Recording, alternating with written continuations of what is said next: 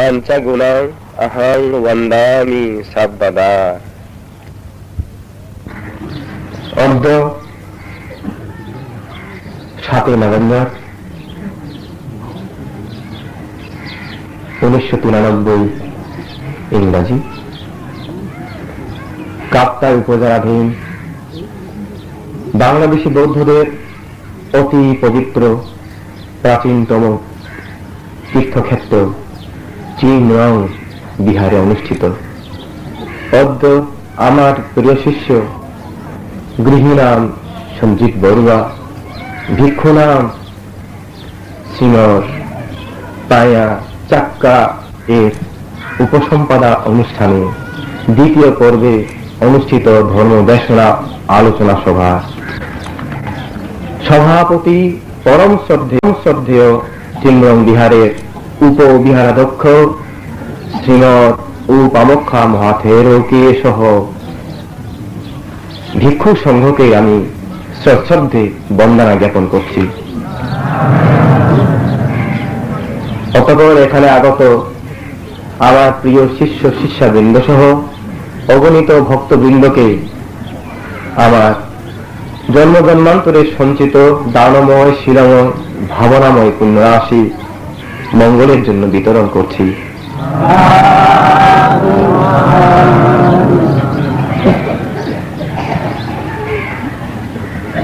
এই বিচিত্র পৃথিবীতে অনেকে জন্ম নেয় ভোগ বিলাস করতে, অনেকে আসে স্বার্থ ত্যাগ করে মানবের কল্যাণ করতে, অনেকে আসে শুধু লৌকিক মঙ্গলার্থে, আবার অনেকে আসেন লোকোত্তর মঙ্গলার্থে। যারা লৌকিক লোকোত্তর উভয় ক্ষেত্রকে করেন সজীব মঙ্গল, তারাই প্রকৃত জয়ী, তারাই জিন। তদ্রূপ ভাবে লৌকিক লোকোত্তর উভয়কে মঙ্গল করার জন্য এই পৃথিবীর বুকে নির্বাণের মশাল আলোকিত করার জন্য আজ আপনাদেরই পরিচিত আমার এক শিষ্য নবপ্রবর্জিত উপসম্পদা প্রাপ্ত শ্রীমৎ পায়া চাক্কা সংসার ত্যাগ করেছে। এই সংসার ত্যাগ নিষ্কর্ম পারণী, অতি দুর্লভ পারণী। সংসার ত্যাগ করাকেই নিষ্কর্ম বলে, তবু সন্ন্যাসী সংসার ত্যাগ, ঋষি বিশেষ সংসার ত্যাগ, বিভিন্নভাবে সংসার ত্যাগ রয়েছে। তার মধ্যে প্রবজ্জা উপসম্পদা লাভ করে সংসার ত্যাগ শ্রেষ্ঠ। আমাদের সম্যক সমুদ্ধ এভাবে তার অসংখ্য 1 লক্ষাধিক কল্প পারমী পূরণ কালে লক্ষ লক্ষ কোটি কোটি অগণিত জন্ম নিয়েও এভাবে নিষ্কর্ম পারমী পূরণ করতে পেরেছিলেন, অর্থাৎ জীবন ধারণ করে ভিক্ষু হতে পেরেছিলেন মাত্র 9 বার। 10টা আঙ্গুল পূরণ করতে পারেনি। এমন দুর্লভ জীবন আজকে আমার শিষ্য লাভ করেছে। পালিতে বলে নেক্ষাম্মা, যার অর্থ মুক্তি। আর যিনি সেই নেক্ষাম্মা অর্থাৎ মুক্তি প্রাপ্ত হন, সেই মুক্ত ব্যক্তিকে বলে নিক্ষামা অর্থাৎ মুক্ত ব্যক্তি। সুতরাং আজ মুক্ত হওয়ার পথযাত্রী অন্তত সংসার থেকে, অন্তত গৃহী জীবন থেকে মুক্ত হতে পেরেছে সেই পায়া চাক্কা নিক্ষামা নয় কি? এই নেক্ষামা পারমী, নিষ্কর্ম পারমী 2 প্রকার। যে কোনো কামনাকেই বলে, যে কোনো বাসনাকে, কামনাকে কাম বলা হয়। এভাবে বক্ষু কামা এবং কিলেশা কামা। বক্ষু কামা অর্থ যে কোনো বস্তুতে আসক্তি, যে কোনো দ্রব্যে আসক্তি, অর্থাৎ সুন্দর কাপড় চোপড়, গয়নাগাটি, টাকা পয়সা, ধন দৌলত, জায়গা জমি, বাড়ি গাড়ি, এইসবে আসক্তি আকর্ষণকে বলে বস্তু কাম, বস্তু কামনা। আর কিলেশা কামা, সেটা হলো পঞ্চ ইন্দ্রিয় দ্বারা যেটা আমরা কামনা করি। চোখ ইন্দ্রিয়, কর্ণ ইন্দ্রিয়, জিহ্বা ইন্দ্রিয়, নাসিকা ইন্দ্রিয় এবং ত্বক ইন্দ্রিয়, এই পাঁচটা ইন্দ্রিয় দ্বারা আমরা সুখানুভূতি কামনা করি। এই কামনা, এই আকর্ষণ, এই আসক্তিকে বলে কিলেশা কামা।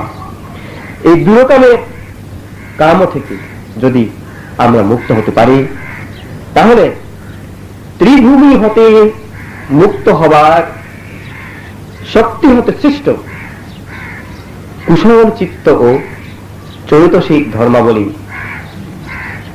নেক্ষামা পারমিতে নিহিত থাকে। সেজন্য যেই পারমি পূরণ করলে ত্রিভূমি অর্থাৎ মনুষ্যভূমি, রূপভূমি, অরূপভূমি, এই তিনটা ভূমি থেকে মুক্ত হওয়ার মতো শক্তি সঞ্চয় করতে পারে, কুশল চিত্ত চৈতসিক উৎপন্ন করতে পারে, সেই পারমিকে বলে নেক্ষাম্মা পারমি, সংসার ত্যাগ পারমি। এইভাবে যদি সংসার ত্যাগ, এইভাবে নিষ্ঠম্য পারমি যদি পূরণ করতে চান, তাহলে অন্তরের মধ্যে যে ভাবনাটা করণীয় সেটা হলো পালিতে এই আদ্যাসাং কামাতে মূলাং সংকপ্পা কামা জায়াসি নাতাং সংকপ্পা ইচ্ছামি এবং কামানো হুসিসি। অর্থাৎ বলতে হবে যে হে ক্লেশকাম, তোমার মূল, তোমার উৎস আমি দর্শন করেছি। অর্থাৎ যে কারণে এই ক্লেশ কামা অর্থাৎ সুখানুভূতির প্রতি আকর্ষণ আসক্তি জমে, সেটার মূল, সেটার কারণ আমি দর্শন করেছি। নিজেকে বলতে হবে, নিজের অন্তরকে বুঝ দিতে হবে।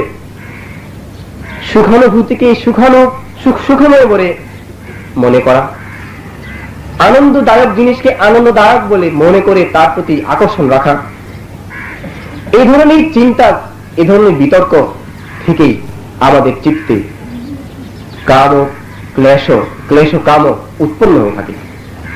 সেই কারণে হে হেতু, হে বীজ, হে উৎস, কিলেশা কামা, হে উৎস, তোমাকে আমি চিনেছি।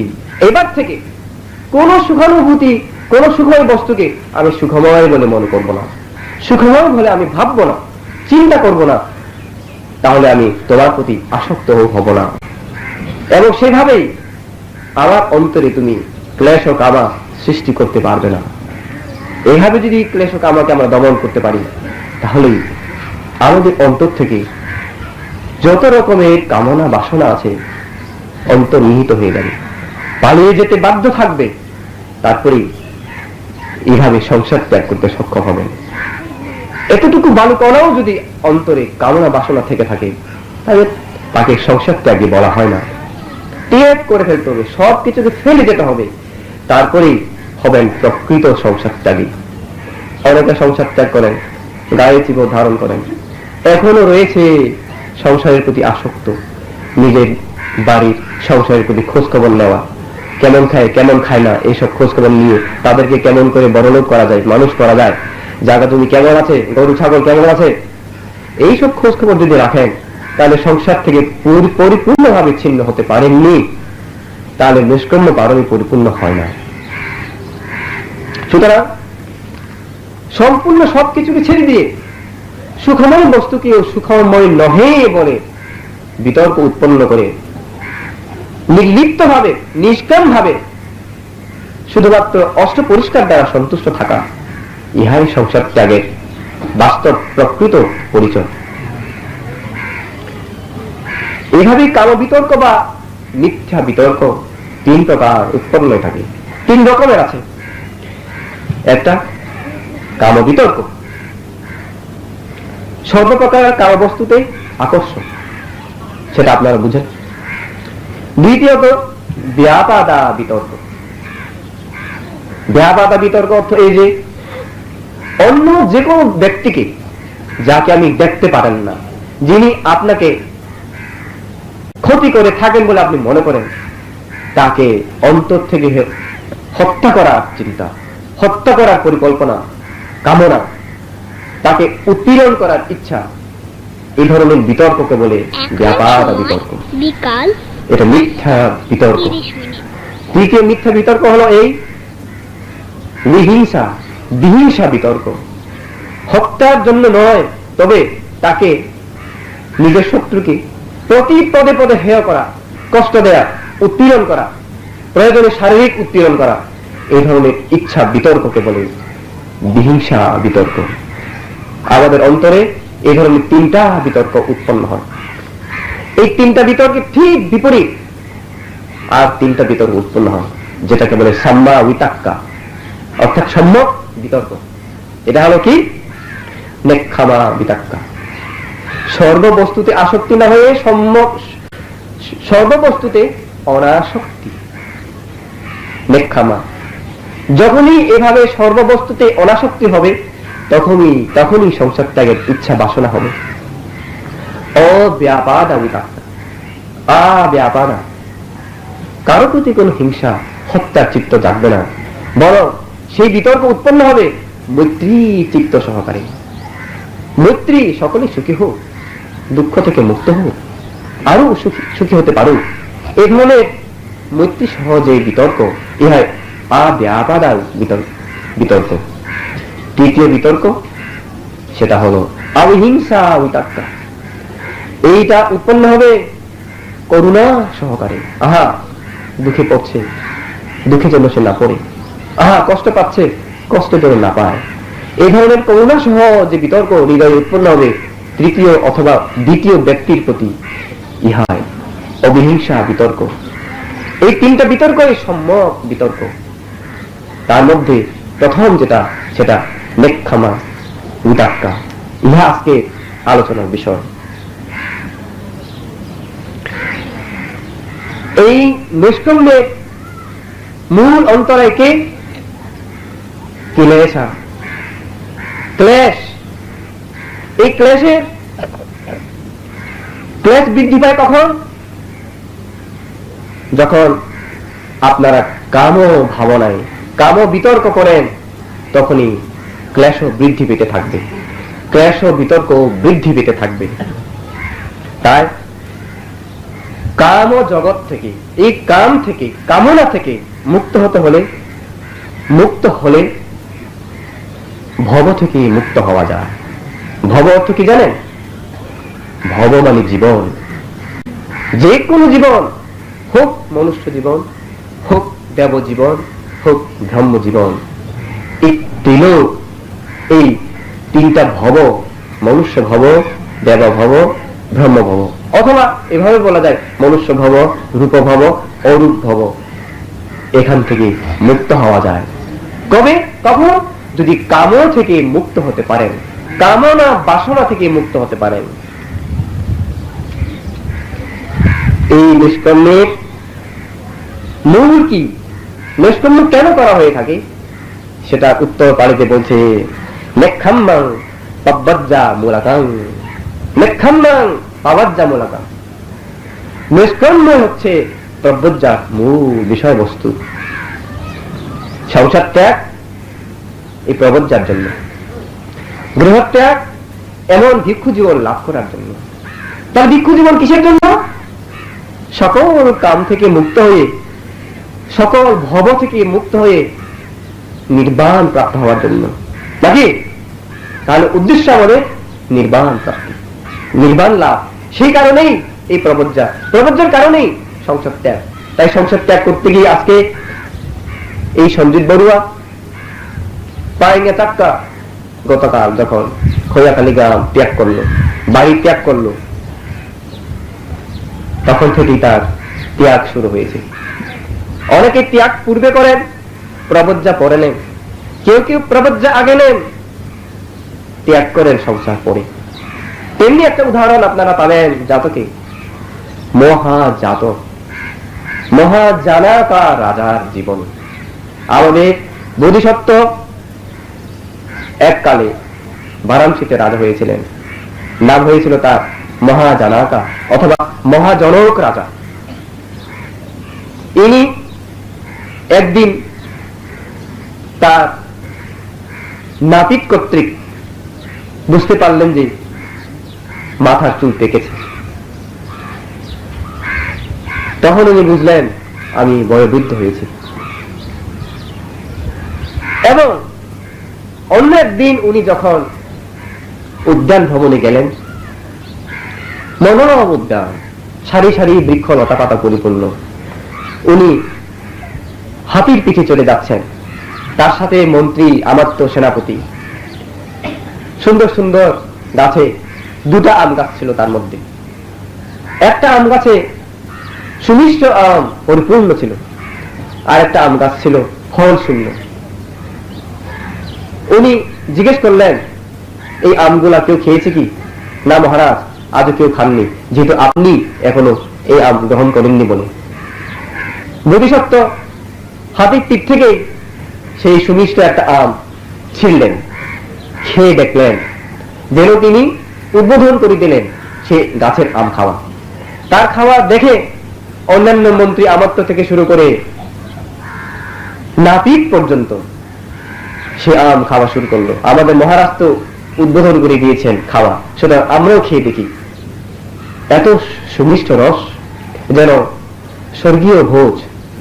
সেই জন্য আম যে আগে পারে সে কেড়ে আম পেড়ে খেয়ে ফেলল। সর্বশেষে যারা আম পেল না, তারা লাফালাফি টানাটানি করে সেই গাছের ডাল ভেঙে টেঙে দিল। গাছ হয়ে গেল বিবর্ণ, কুশ্রী। রাজা মনে মনে ভাবলেন, আমি তো একটা আম খেলাম, এত সুমিষ্ট আম, ফিরে আসলে আবার আরেকটা খাবো। এক চক্কর ঘুরে ফিরে যখন আসলেন, দেখলেন আম গাছে আম নাই। কিন্তু শুধু তাই নয়, ওই আম গাছ আগের মতো আর নাই, বিরূপ অন্যরকম চেহারা ধারণ করেছে। উনি জিজ্ঞেস করলেন, হে মন্ত্রী, এই গাছটা এমন হয়ে গেল কেন? একটু আগেই তো আমি এখান থেকে একটা আম খেয়েছি, কত সুন্দর গাছ ছিল, লতা পাতায় পরিপূর্ণ।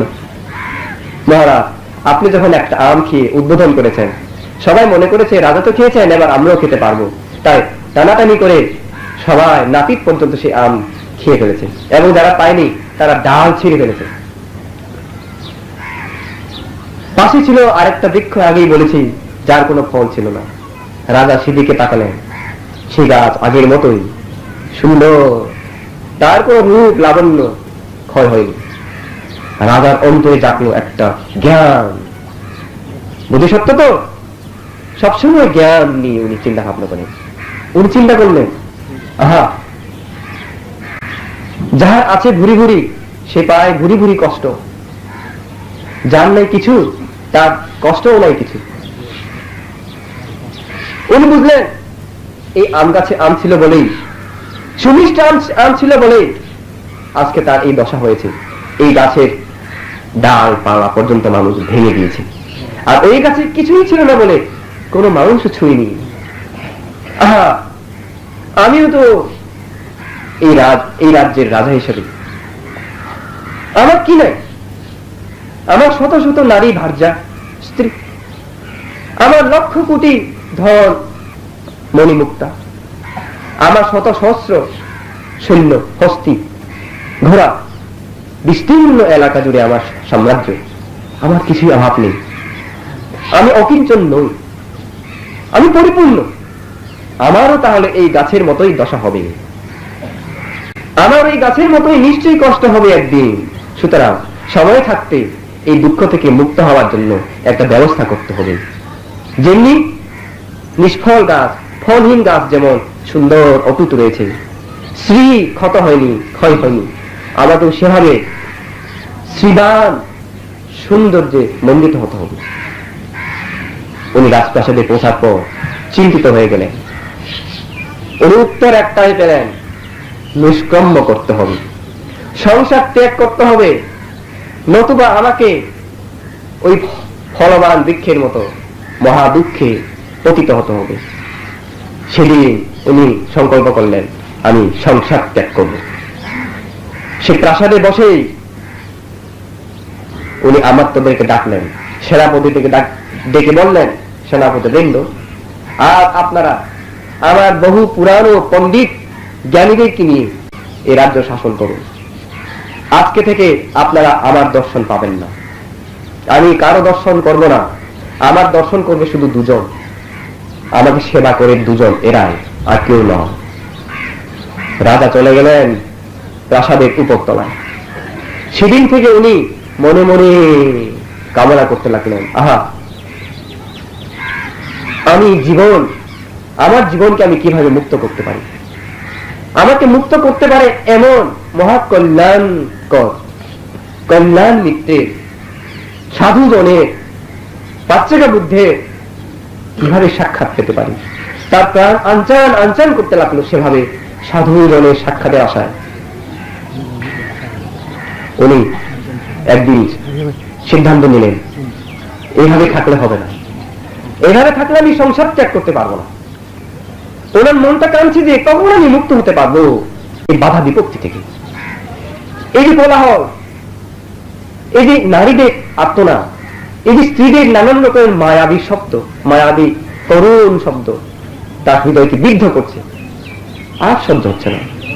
উনি ডেকে বললেন তার দুজন সেই সেবককে, যাও খুর আনো, এবং আরেকজন যাও বাজার থেকে সংসার ত্যাগী লোকে যা দরকার একটা পাত্র, কিছু কাঁসাই বস্ত্র আনয়ন করো। আমি অদ্য এখানেই প্রাসাদে বসে এই সংসার ত্যাগ করব। দেখেছেন প্রথম উনি সংসার ত্যাগ করেছিলেন কিভাবে? উনি প্রাসাদে বসেই চুল ফেলে দিলেন, চুল ফেলে দিয়ে কাঁসায় বস্ত্র পরিধান করলেন, এবং একদিন উনি সেই কাঁসায় বস্ত্র পরিধান করে সিঁড়ি বেয়ে দিয়ে গোপনে রাজপ্রাসাদ থেকে নেমে চললেন। সেদিন 700 ভার্যা, 700 স্ত্রী, তাদের অগ্রমহিষী সবাইকে ডেকে বলছে, চলো আমাদের স্বামীকে আমরা অনেক দিন দেখি না, 3 মাস গত হয়েছে, আমাদের সাথে কথাবার্তা বলেন না। তোমরা নানা রকম অলঙ্কারে ভূষিত হয়ে নারীর মায়া দিয়ে ছলনা দিয়ে ভুলাও রাজাকে, যেন আমরা আগের মতো পাই। এই বলে তারা সিঁড়ি দিয়ে উঠছিল। সিঁড়িতে দেখতে পেল এক সংসার ত্যাগী মুন্ডিত মস্তক, হাতে একটা পাত্র, ধীর গতিতে নেমে চলছেন। তারা মনে করল কোন এক পাচ্চাকা বুদ্ধ সাধু সন্ন্যাসী আমাদের রাজার সাক্ষাতে বোধ এসেছিলেন, রাজা বোধহয় তাকে দর্শন দিয়ে বিদায় দিচ্ছে। এই মনে করে তাদের সেই স্বামীকে চিনতে পারল না। স্বামী চলে গেল। উপরে যখন পৌঁছলো তখনই দেখলো, হায়, সেই ছেদনকৃত কেশ, খুলে দেওয়া আবরণ, মণিমুক্তার হাত। তখনই আর বুঝতে দেরি হলো না, সিঁড়িতে যাকে দেখেছিলাম আমরা বাচ্চাকে বুদ্ধ মনে করেছিলাম, সে আর কেউ নয়, আমাদের স্বামী। এইভাবে মহাজনক রাজা এতগুলা ঐশ্বর্য, এতগুলা ধন সম্পত্তি, স্ত্রী, রাজপ্রাসাদ, সিংহাসন ছেড়ে সংসার ত্যাগ করেছিলেন। আমাদের গৌতম বোধিসত্ত্ব পাচ্ছিল না, ততদিন কাঁদছিল। তদ্রুপ ভাবে আমার এই শিষ্যটাও আমাকে প্রায় বলতো, বান্দরবনে যতবার আসে ভুলভ্রান্তি আর সহ্য হয় না, এক একটা দিন অনেক বলে মনে হয়, কখন যে আমি ভিক্ষু হতে পারবো। আমি বলি, সবুর করো, তোমার মাতা পিতা একদিন তোমাকে অনুমতি দিবে। সে প্রতিজ্ঞা করেছিল, একদিন আমার সেই বান্দরবানের আসনে আমি যতদিন ভিক্ষু হতে পারবো না, পিতা মাতার অনুমতি পাবো না, ততদিন আজ থেকে অষ্টশীল পালন করব। সত্যি সত্যি 1 বছর 3 মাসের অধিক, সেই দিন থেকে এই দিন যদি গণনা করি, সে উপসৎশীল অষ্টশীল পালন করে এসেছে, একটা দিনও তার হেফের হয়নি। তার সেই সত্য অধিষ্ঠানের জন্য, সত্য ক্রিয়ার জন্য, সেই পুণ্যের প্রভাবে সে পুণ্যময়ী মাতা পিতার অন্তর একদিন পরিবর্তন হয়ে আমাকে এসে বলল, ভান্তে, আমার ছেলেকে প্রলজ্জা দিতে, ভিক্ষু সঙ্গে দান করে দিতে আমাদের আর কোনো আপত্তি নেই। সেদিন আমি তাকে সাধুবাদ দিয়েছিলাম। দেখেছেন যাদের অন্তরে নিষ্কর্ম পারমি আছে, সংসার ত্যাগের জন্য তাদের অন্তর সর্বদা আনচান আনচান করতে থাকে। মা পিতামাতার অনুমতি পাওয়ার পর একদিন তারিখ যখন স্থির হলো, নভেম্বর মাসে হোক 7 তারিখে, আমি তারিখ দিয়েছিলাম। যতদিন নভেম্বর আসছে না, সঞ্জিত বারবার বলতে থাকে, গুরু আর সহ্য হয় না, কখন সে 7 তারিখ নভেম্বর আসবে। সত্যি সংসার ত্যাগ করার বাসনায় যে ব্যাকুল হয়ে উঠে, তার অন্তর সেভাবে আনচান আনচান করে।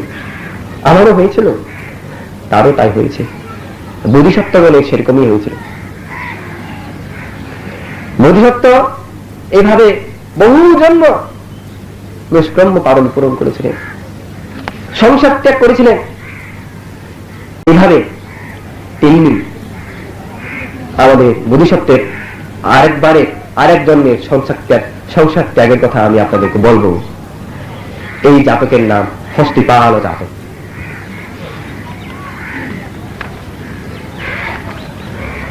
পুরাকালে এসুকারি বলে এক রাজা ছিলেন বারাণসীতে। রাজা ছোটকাল থেকে এক বন্ধু ছিল পুরোহিত, তিনি রাজপুরোহিত হলেন। তারা দুজনেই কিন্তু অপুত্র, কোন পুত্র কন্যাও ছিল না। তাই তারা দুজন প্রতিজ্ঞাবদ্ধ হলেন যে যার পুত্র হবে তাকেই রাজ্যের শাসনভার দেওয়া হবে। পুরোহিতের যদি ছেলে হয়, রাজা পুরোহিতের ছেলেকেই নিজের ছেলের মতো মনে করে সিংহাসন দিবেন। আর রাজার যদি ছেলে হয়, রাজার ছেলেকেই রাজ্য ভার দিবেন। এবং এদের মধ্যে যে আগে মারা যাবেন অথবা যে কোনো কারণে যদি সংসার ত্যাগ করেন, তাদের পরিত্যাগকৃত সম্পত্তি আরেকজন প্রাপ্ত হবেন। এইভাবে তারা প্রতিজ্ঞাবদ্ধ হয়ে মৈত্রী সহকারে বসবাস করতে লাগলেন। কিন্তু তাদের অন্তরে আনন্দ ছিল না, যেহেতু কোনো সন্তান তাদের ছিল না বলে। একদিন হঠাৎ করে পুরোহিত দেখতে পেলেন এক মহিলা 5টা ছেলেকে হাত ধরে হাঁটছেন। 5টা ছেলে একটা কোলে, একটা হাত ধরে, আর 3জন সামনে ছোট ছোট ছোট সব। তার সাথে কোনো পুরুষ ছিল না। তখন পুরোহিতের মনে একটা সংশয়, একটা চিন্তা আসলো, এটা কেমন কথা, এদের কোনো ছেলে, এদের এইসব ছেলে পেলে কি কোনো বাপ নাই?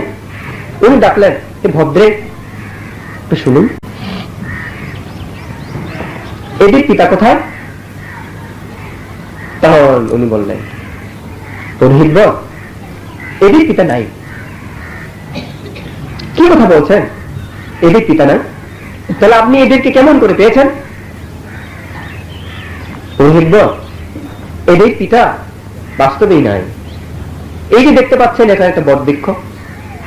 এই বটবৃক্ষের রক্ষক দেবতা, মহাশক্তিধর ঋদ্ধিমান দেবতার কাছে আমি প্রার্থনা করেছিলাম পুত্র সন্তান দেওয়ার জন্য। তারই করুণায় আমি এই 5টা পুত্র সন্তান পেয়েছি, পিতৃ ছাড়া। তাই নাকি? আশ্চর্য! এই বৃক্ষ দেবতা এমন যদি দিয়ে থাকে, আমাদেরকে কেন দিল না? তিনি গেলেন বৃক্ষ দেবতার কাছে। সে বৃক্ষের কাছে গিয়ে একটা ডাল ধরে উনি বৃক্ষ দেবতাকে ডাকলেন, হে ভো বৃক্ষ দেবতা, তোমাকে আমি ডাকছি। তুমি কি কারণে ওই মহিলাকে 5টা পুত্র সন্তান দিয়েছ? আর আমরা কি দোষ বা করেছি আমাদেরকে কোনো পুত্র সন্তান দিচ্ছ না? সেই মহিলা তোমাদেরকে কি বা দিয়েছে? অথচ তোমাদের রাজা, আমাদের রাজা, তোমাকে প্রতি বছর সহস্র মুদ্রা ব্যয় করে পূজা দিয়ে থাকে। বৃক্ষ পূজা মানে দেবতা পূজা তখন হতো আর কি। তোমাদের পূজা দিয়ে থাকে, মানে সেটা হয়তো গ্রাম রক্ষক দেবতা হতে পারে। আমাদের বান্দরবানি অথবা নানান জায়গায় আমরা সেরকম গ্রাম রক্ষক দেবতা রাখি। একটা গাছে, বিশেষ করে বৃক্ষ, বটগাছ হলে ভালো হয়, ওখানে গ্রাম রক্ষক দেবতা তো দেবীর প্রাসাদ হিসাবে আমরা ওখানে ওনাদেরকে রাখি। প্রতি বছর আমরা সেটা পূজা দিয়ে থাকি। এরকম পূজা তখনও হয়। হ্যাঁ, রাজা পূজা দিয়ে থাকে। অথচ এত তোমার পূজাকারী রাজা হয়েও তুমি অকৃতজ্ঞ, রাজাকে একটা পুত্রও দিল না। তোমাকে আমি সাবধান করে দিচ্ছি, 7 দিনের মধ্যে যদি তুমি আমার রাজাকে যদি কোনো সন্তান না দাও, তোমাকে এই বৃক্ষে রাখবো না, তোমার মুখ উৎপাদন করে ফেলবো। বৃক্ষ কেটে ফেলবো, সাবধান, তোমাকে আমি 7 দিন সময় দিলাম। বৃক্ষ দেবতা চিন্তা করছে, হ্যাঁ পুরোহিত বলে গেছে আমাকে সাবধান, আমি কি দিতে পারবো? পুরোহিত এমনি বলে গেল নাকি? না, পুরোহিত এমনি বলেনি। পরের দিন আবার পুরোহিত এসে বলছে, এই বৃক্ষ দেবতা, একদিন কত হয়েছে, আজ দ্বিতীয় দিন, সাবধান, তুমি যদি আমার রাজাকে কোনো পুত্র সন্তান না দাও তোমাকে কেটে ফেলবো। এইরকম করে করে করে 6ষ্ঠ দিন যে গেল, 7ম দিন আসবে। 6ষ্ঠ দিনে বলছে পুরোহিত, বৃক্ষ দেবতা, আজ একদিন মাত্র বাকি, আগামীকাল একদিন গেলেই শেষ, আজ 6ষ্ঠ দিন, তোমাকে আমি সাবধান করে দিচ্ছি, যদি তুমি না দাও তোমার সব এই বিমান প্রাসাদ আমি নষ্ট করে দেবো, তোমাকে এখানে রাখবো না। সত্যি সত্যি বৃক্ষ দেবতা ভয় পেয়ে গেছে এবার, কারণ একদিন মাত্র বাকি। সে প্রত্যেকদিন সে বলতেছে যে, বৃক্ষ দেবতা চিন্তা করছে কি করা যায়। সে তড়িৎ গতিতে চলে গেল চাল্লোৎপল দেবরাজের কাছে। ধৃতরাষ্ট্র, বীররক, বিরূপাক্ষ, কুবেরও তাদের কাছে গিয়ে বলছে, মহারাজ আপনারা রক্ষা করুন আমাকে, আমার রাজা এসুকারের প্রধান পুরোহিত আমাকে সাবধান করে দিয়ে বলছে, পুত্র সন্তান যদি না দাও আমাকে সেখান থেকে তাড়িয়ে দেবে। এখন রাজার চোখ অনেক ক্ষমতা আছে, রাজা যদি করেন আমি সব হারাবো, আমাকে যেন তাদের বাসনা পূর্ণ করতে পারি, পুত্র সন্তান দেন। চাল্লোৎপল দেবরাজ দিব্যচক্ষুতে দেখলেন, আমি পারি না, কোন দেবতাকে আমি পাঠাতে পারবো না মনুষ্য লোকে। তখন ডাকলেন 28 জন যক্ষ সেনাপতিকে। যক্ষ সেনাপতি আসছে, যক্ষ সেনাপতি ডেকে বলল, আপনাদের যক্ষ লোকে এমন কোন লোক আছে যে মনুষ্য লোকে এখন জন্মগ্রহণ করতে পারবে, রাজার সন্তান হয়ে জন্ম নিতে পারবে? তারা বলল, না, আমাদের এই মুহূর্তে যাওয়ার মতো কেউ নেই। হ্যাঁ, বিফল সবাইকে নিয়ে চলে গেল দেবরাজ ইন্দ্রের কাছে। আমাদের পালিতে বলে শক্র, বাংলায় বলে শক্র, শক্রের কাছে চলে গেল। দেবরাজ শক্র চিন্তায় বললেন, কোথায় পায় মনুষ্য লোকে পাঠাবার মতো, না হলে আমার এই প্রজা তো থাকতে পারবে না, মানে ওই বৃক্ষ দেবতা থাকতে পারবে না। তখন উনি দিব্যচক্ষুতে দেখলেন, দেখতে পেলেন 4 দেবতা এক বিমানে বাস করছে। এই 4 জন দেবতা অতীত জন্মে তাঁতি ছিলেন, তারা সৎভাবে জীবনযাপন করত, যা উপার্জন করত সেটাকে 5 ভাগ করে 4 ভাগ তারা নিজেদের পরিবারের ভরণ পোষণ করত, এবং অবশিষ্ট 5 ভাগের 1 ভাগ দিয়ে ওই 4 জনে মিলে দান করত। এই দান করার পুণ্য ফলে তারা এখন তাবতিংশ স্বর্গে মহাসুখে আছে।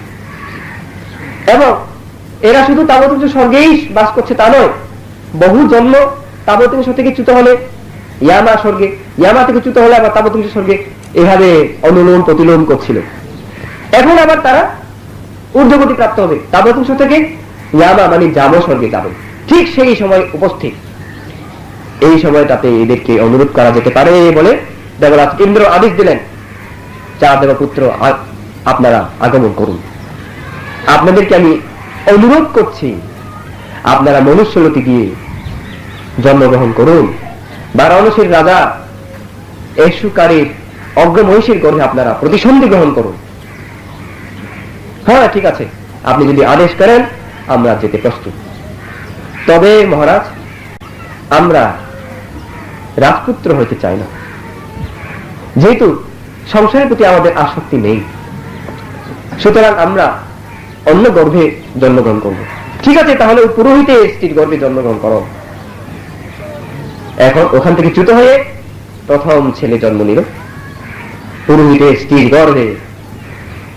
পুত্র যখন জন্ম হলো, নাম রাখা হলো হস্তিপালা, হাতিপালা, হস্তিপাল। নাম রাখার কারণ কি?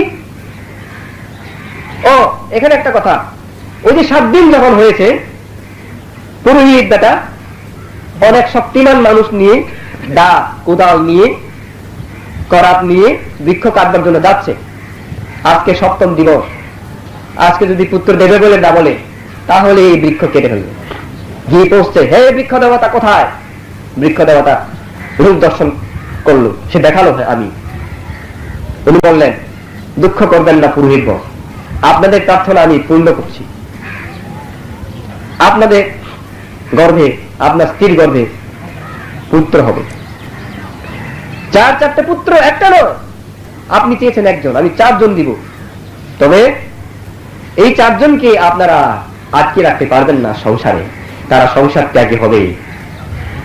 এটা পরের কথা, আগে দেন। আমরা চাই সংসার ত্যাগ যেন না করে সে ব্যবস্থা আমরা করতে পারি। ঠিক আছে, এইভাবেই সেদিন থেকে প্রতিসন্ধি নিল। প্রথম পুত্র জন্ম নিয়ে নাম হলো হস্তিপাল। হস্তিপাল নাম রাখার কারণ, হস্তিপালকদেরকে দিয়ে দিল পুরোহিত, যেন ছোটকাল থেকে একটু দুঃখে থাকে। হস্তিপালদের সাথে সে যেন বড় হয়ে তাদের জ্ঞান বুদ্ধি যেন পায়, যেন সংসার ত্যাগ করার ইচ্ছা না হয়। এইভাবে প্রথম পুত্র একটু বড় হয়ে হাঁটতে চলতে যখন শিখলো, দ্বিতীয় দেবপুত্র জন্ম নিল। এবার তার নাম রাখা হলো অশ্বপাল। তাকে ঘোড়া যারা পালায়, ঘোড়া পালকদের কাছে দেওয়া হলো। সেও যেন এভাবে সংসার ত্যাগের চিত্ত যেন না হয়, অধর্ম যেন শিখে, ধর্ম যেন না শিখে। ভালো লোকের সাথে রাখলে তো ভালো লোক হয়, রাজপ্রাসাদে রাখলে, পুরোহিতের সাথে রাখলে তো জ্ঞান গরিমা অনেক উচ্চ হয়ে যাবে, এই আশায় যাও ছোট লোকের সাথে থাক। এইভাবে তৃতীয় পুত্র জন্ম নিল, নাম হলো তার গোপাল, মানে গরু পালক যারা, রাখালদের সাথে তাকে দিয়ে দিল। এভাবে চতুর্থ পুত্র দেবপুত্র জন্ম নিল, নাম রাখা হলো অজপাল। অজ মানে ছাগল, ছাগল পালায় যারা, তাদের সাথে তাকে দিয়ে দিল। এই 4 ভাই বড় হতে লাগলো। ধীরে ধীরে তারা অন্যদের চাইতে রূপে লাবণ্য আলাদা, খুব সুন্দর। বাস্তবিক কি পারো গানটা বোধ একটু সুন্দর হয়, খুব সুন্দর না? আসলে সুন্দর, খেয়াল করুন। আমার আরো 2 জন শিষ্য আছে, সংসার ত্যাগ করেছে, পরিচয় করে দিই। আমার পরপরেই আমার এক শিষ্য সংসার ত্যাগ করেছে রামু থেকে। উনি মহাজনের ছেলে, উনি বিকম পাস, উনিও বিয়ে শাদী করলেন না। তারপরে আরেকজন সংসার ত্যাগ করলো, এক মায়ের এক ছেলে, আর কোন ছেলেও নেই, মেয়েও নেই, মা রাজি ছিল না। কোন রকমে মা পরে বুঝার পর রাজি হলো। চাকরি করতো বেচারা, তবু আমার মতো নাকি হতে চায়, সংসার ত্যাগ করেছে। করতলা থেকে পাইয়া তিলতা। আরো একজন আসেনি, তার তো সংসার ছিল, স্ত্রী আছে, স্ত্রী পুত্র ছেড়েই সংসার ত্যাগ করেছে। তৃতীয় চতুর্থ জন, আগামী নাকি এই বছর আবার আরেকজন হবে, তবে জানি না। সেই মহাপুণ্যবান, কি নাম আপনার? যতীন্দ্র বাবু, তার শেষ সর্বকনিষ্ঠ পুত্র বিশ্বজিৎকে সঙ্গে দান করবেন কিনা? করবেননি? করবেননি? আগে উনি বলেছেন আমার ছেলেকে আমি দান করব, আজকে উনি বলেছেন আপনারা সবাই সাধুবাদ দিন। বিশ্বজিৎকে বুদ্ধ শাসনে দান করবেন। আর এবছর হয়তো চিন্ময় হয়তো বিশ্বজিৎ আবার হয়তো এরকম এক সময়ে ভিক্ষ হবে। বিশ্বজিৎ কোথায় দাঁড়াও? এই যে সুন্দর না, ও বিয়ে পাস করে ফেলেছে, তার ছোট ভাই, সেও ভিক্ষ হবে, বুঝছেন? এভাবে অনেক ওয়েটিং লিস্টে আছে আমাদের মধ্যে ভিক্ষ হওয়ার। আমরা বোধহয় আগের একজন এরকমই একসাথে পুণ্য কাজ করেছিলাম বলে এক লাইন ধরেছি, বুঝছেন? সেই কথা নয়, তবে কথা প্রসঙ্গ এগুলা। যেভাবে আমরা লাইন ধরেছি, এভাবেই ওনারা 4 দেবপুত্র লাইন ধরেছেন, এক মায়ের গর্ভে জন্ম নিলেন।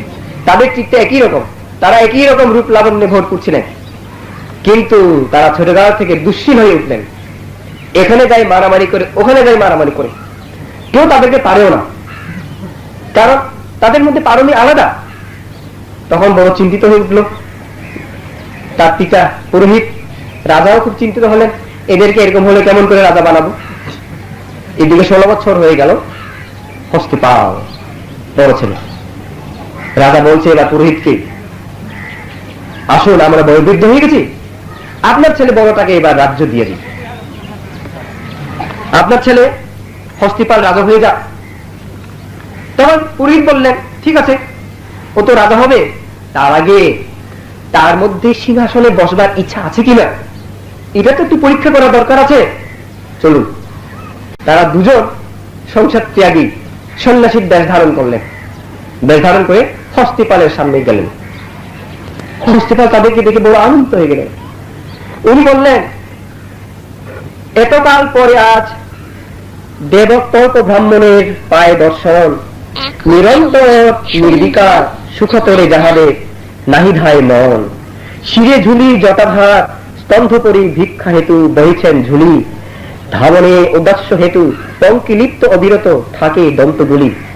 হ্যাঁ, আমি যাদেরকে এতদিন দর্শন করতে চেয়েছিলাম, এই ধরনের সংসার ত্যাগী মহাপুণ্যবানদের আজকে আমি দর্শন পেলাম, যারা কোন চিন্তায় কোন দুশ্চিন্তায় মগ্ন হয়ে প্রায় সর্বদা স্মিত হাসিতে উজ্জ্বল থাকেন, হাসির দাঁত যাদেরকে দেখা যায় সর্বদা, আজ তাদেরকে দেখা পেলাম।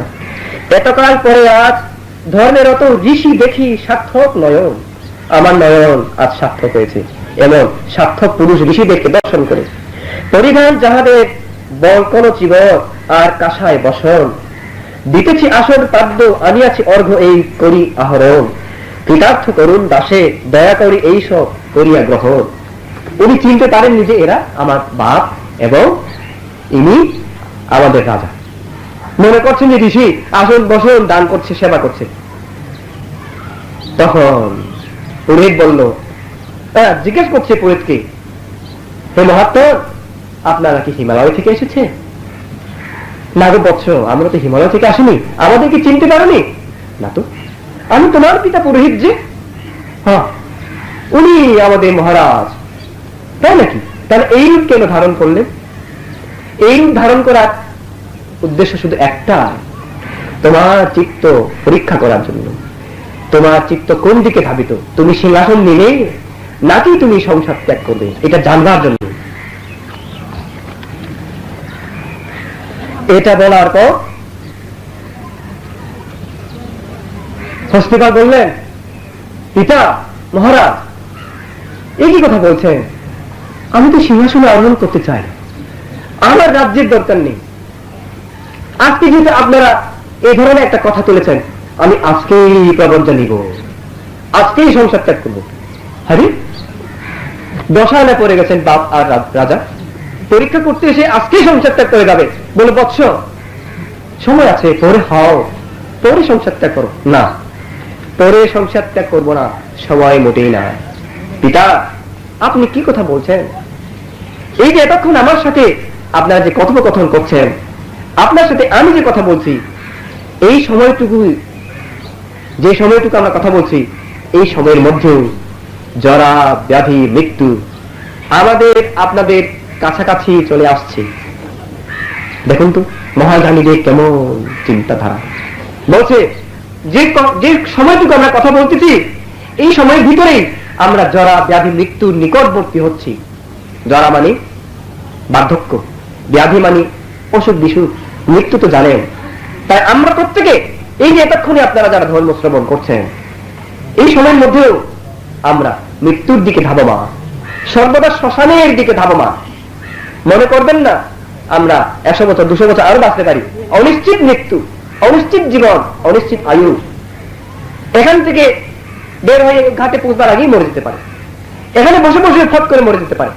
তাই জরা ব্যাধি মৃত্যু সর্বদা আমাদের দিকে বলদান ব্যক্তির নেই ধাবমান, দৌড়িয়ে আসতেছে, যে কোনো সময় আমাদেরকে ধরে ফেলতে পারে। হস্তিপাল বলছে, পিতা যতটুকু সময় নষ্ট করলাম তাও তো অনেক সময় নষ্ট হয়ে গেছে। কথা বলে বলে আর নয়, সংসার ত্যাগ করলাম, বাপকে ফেলে চলে গেছে। সাথে সাথে হস্তিপাল যখন সংসার ত্যাগ করলেন, তার সাথে আর অনেক লোক তার পিছনে পিছনে ছুটলো। হ্যাঁ, আমরাও হবো তার মতো। উনি গঙ্গা তীরে বসে ধ্যান করতে লাগলেন, অচিরেই ধ্যান বল লাভ করলেন, মহাপারুরান্ত। তারপর তারা রাজা এবং পুরোহিত দুঃখ নিয়ে এবার দ্বিতীয় পুত্রের কাছে গিয়ে পরীক্ষা করে দেখা যাক। অশ্বপালের কাছে যায়, অশ্বপালের কাছে গেল। অশ্বপালও চিনতে পারলো না তার পাপ, এবং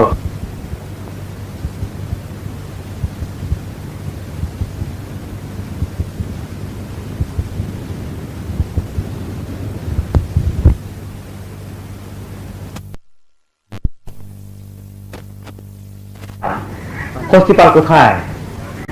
তখন বললো, তোমার ভাই, তোমার দাদা সংসার। রাজার পরিচয় পাওয়ার পর জিজ্ঞেস করলেন, পিতা আমার ভাই, বড় ভাই হস্তিপাল কোথায়? তখন বললো, তোমার ভাই, তোমার দাদা সংসার ত্যাগ করার জন্য আজকেই প্রবজ্জিত হয়েছেন, উনি গঙ্গা তীরে চলে গেছেন। সুতরাং তোমাকে আমরা আজকে অনুরোধ করছি, আজকেই তুমি রাজ্য এবং সিংহাসন গ্রহণ করো। একই কথা বলিতেছেন পিতা, কি কথা বলতেছেন? আমার বড় ভাই কর্তৃক পরিত্যক্ত মল আমি কি আবার সেটা খাবো? দেখেছেন, রাজ সিংহাসনকে নাকি বলছে মল, পায়খানা। ছোট ভাই বলছে, আমার বড় ভাই যে পায়খানা ফেলে দিয়েছে, আমি সেই পায়খানা মুখে দিতে পারি না, সেই পায়খানা আমি কাঁধে মাথায় তুলতে পারি না। রাজ সিংহাসনকে বলতেছে যে, এখন আপনাদেরকে কেউ তাকে যদি বলে রাজ সিংহাসন না, একটা মাস্টার চাকরি দেওয়া হবে, ছিল 3.5 বছর, বহু বহু জীবন এভাবে ছেড়ে দিয়েছেন একটা মাস্টারের চাকরি পেয়ে। রাজা করে দেওয়া হবে বললে তো কথাই নাই, পাগল হয়ে যাবে মনে হয়। লোক সবার মধ্যে তৃষ্ণা, পাইতে চাই, কামনার শেষ নাই। এই কামনাকে দমন করে আমি কিছুই চাই না। আমার বড় ভাই যেটা ফেলে গেছেন, এই মল আবর্জনা আমি গ্রহণ করবো না বলে অশ্বপাল যখন বলল, মা বাপ এবং রাজা আবার যেন আকাশ থেকে পড়ে গেলেন। সুতরাং এটা আপনার সাথে আমি যে কথাবার্তা বলতেছি, এই সময়ের মধ্যেও তো যারা ব্যাধের মৃত্যু আমাদের নিকটবর্তী হচ্ছে। সুতরাং আর কাল বিলম্ব করবো না, আজকেই আমিও প্রবজ্জা নিব। দেখেছেন, চলে গেলেন সেও প্রবজ্জা নেওয়ার জন্য, ধরে রাখতে পারলেন না। এবার তাহলে তৃতীয় পুত্রের কাছে যাওয়া যায়। গোপালের কাছে গেছে, গোপালকে জিজ্ঞেস করছে, গোপালও সেভাবে পিতার পরিচয় পাওয়ার পর জিজ্ঞেস করলো, আমার দাদারা কোথায় গেলেন? তখন পিতা বললেন, বৎস, তোমার ভাইয়া সংসার ত্যাগ করে প্রবজ্জিত হয়েছেন, গঙ্গা তীরে চলে গেছে। তখন গোপাল বললেন, আমি অনেকদিন হতেই এভাবে প্রবজ্জা নেওয়ার ইচ্ছা পোষণ করে আসতেছি। গরু হারিয়ে গেলে বনে যেমন কোন রাখাল বালক গরু সন্ধান করে তার পিছে পিছে চলে, আমিও আজকে সে হারানো গরু সন্ধান পেলাম। আমার 2 ভাই সে পথেই চলে গেছেন, যে পথ আমি এতদিন কামনা করছিলাম। আমিও আজকে আমার ভ্রাতাদের সেই পথ অনুসরণ করে আমিও প্রবজ্জিত হব। রাজা বললেন, বৎস গোপাল, আরো 2-1 দিন অপেক্ষা করো না, 2-1 দিন অপেক্ষা করো, তারপরে না হয় তুমি হতে পারো। তখন গোপাল বললেন, আজ না করিব কাল, দেখা যাবে আরেক দিন, ইহা বলি অবহেলা করে কার্য যারা মতিহীন। ভবিষ্যতে কি বিশ্বাস, ভাবি ইহা চিতে সুদীগণ, সময় থাকিতে করে কুশল কর্মের সম্পাদন। দেখেছেন কেমন জ্ঞানীর কথা বলছে, আজ করবো না কালকে করবো, আরেকদিন হবে আর কি। এরকম করে যারা অবহেলা করে থাকে, বুদ্ধিহীন মানুষ, তারা বোকা, মতিহীন, ভবিষ্যতের কোন বিশ্বাস নাই। বলছে কি বিশ্বাস নাই? আপনার জীবন ধারণ, আপনার আয়ু থাকবে কিনা এই বিশ্বাস নাই, আপনার সেই ইচ্ছা, আপনার সেই শ্রদ্ধা, সংসার ত্যাগ করার ইচ্ছা, ধর্ম কর্ম, হ্যাঁ, ত্রিরত্নের প্রতি শ্রদ্ধা, এই শ্রদ্ধা সেই সময় থাকবে কিনা, কারণ মন তো পরিবর্তনশীল, সেটা আর কোনো বিশ্বাস নাই। বলছে তাই ভবিষ্যতে কি বিশ্বাস, ভাবি ইহা চিতে সুদীগণ, সুদীগণ এটাকে ভাবনা করে সময় থাকতেই কুশল কর্মের সম্পাদন, কুশল কর্ম করে ফেলেন। তাই পুণ্য কাজ করতে আজ না হালে গর্জন, হালে না শস্য গর্জন, এটা কোনোদিন করতে নয়, বোকা। তখন এই গোপালও বড় মাহির মতোই বললেন, যতক্ষণ সময় কথাবার্তায় অতিবাহিত করেছি ততক্ষণে জরা ব্যাধি মৃত্যু আমাদের নিকটবর্তী হচ্ছে পিতা। সুতরাং আমিও আর থাকবো না, আমি যাচ্ছি সংসার ত্যাগ করতে। তিনিও সংসার ত্যাগ করলেন। দেখেন পুণ্যবান্ধব কিভাবে ছুটে চলেন, সবকিছু মায়া ত্যাগ করে। এরা একেবারে কিশোর ছোট অজপালের কাছে গেলেন, রাজা এবং পুরোহিত। তখন বলছে, হে পুত্র, তোমার উপরেই আজকে আমরা শ্বেতছত্র রাজসিংহাসন তুলে দিতে চাই, চলো আজকে তুমি রাজা হও। কেন পিতা, আমার বড় ভাইরা কিনা? দেখছেন, এখন বড় ভাই মানবেনি, আমার বাপকে না দিও আমাকে দাও, যুক্ত এরকম। তখন না, এত তাদের মধ্যে ধর্ম চেতনা যে, বড় ভাইদেরকে প্রতি এত শ্রদ্ধা যে, যে কোনো জিনিস বড় ভাইদেরকে না দিয়ে, গুরুজনদেরকে না দিয়ে তারা গ্রহণ করেন না। এটা আমাদের মধ্যে একটা নিয়ম আছে, বড়দেরকে অগ্রে দিতে হয় যে কোনো জিনিস। খাবার সময় বড়দেরকে আগে দিয়ে নিজে খায়। কিন্তু আজকাল দেখা যায় অনেক স্ত্রীও, নববিবাহিতা স্ত্রীও স্বামীর অপেক্ষা না করেই খায়, বলে ঘুমে খাবে। স্বামী আসলে ঠান্ডা ভাত নিজে নিজে তুলে তুলে খায়। আর ছোট ভাই, কি বড় ভাই তোর ভাই, আমি পাইলে আমি সব খাই। এটা আমাদের বৌদ্ধ রীতি নয়। তাই বৌদ্ধদের রীতি হলো কি, বড়দের প্রতি শ্রদ্ধা প্রদর্শন, বুঝছেন? পূজা পূজা নিয়ে নাও, এটা বাঙালি মুক্তবান নাকি, এগুলো থেকেই জাতকের, এগুলো থেকে আমাদের শিখতে হবে। বলছে আমার দাদা কোথায়, ওনাদেরকে দেন না সে তো সত্য সিংহাসন। বলতে না চাইলেও তারা বলতে বাধ্য হলে, তোমার দাদারা সংসার ত্যাগ করে প্রবত জানিয়েছে। পিতা, তাহলে আজকে আমিও হয়ে যাব সংসার ত্যাগে। বৎসে কি বলছো তুমি, তুমি কিশোর ছোট, হ্যাঁ তুমি ভালো, তুমি আমাদের প্রতিপাল্য, বয়স হও, বড় হও, তারপরে সংসার ত্যাগ করো। তখন উনি কি বলছে জানেন, আপনারা এই কি আজ্ঞা করিতেছেন আমাকে, বয়ে প্রাপ্ত প্রাণীগণ অল্প বয়সেও মরে, অধিক বয়সেও মরে। এই অল্প বয়সে মরিবে ও অধিক বয়সে মরিবে, কারো হস্তে বা পদে এমন কোন চিহ্ন আছে কি? আমি যখন আমার মরণকাল জানি না, তখন এই মুহূর্তেই প্রবজ্ঞা গ্রহণ করিতে হইবে।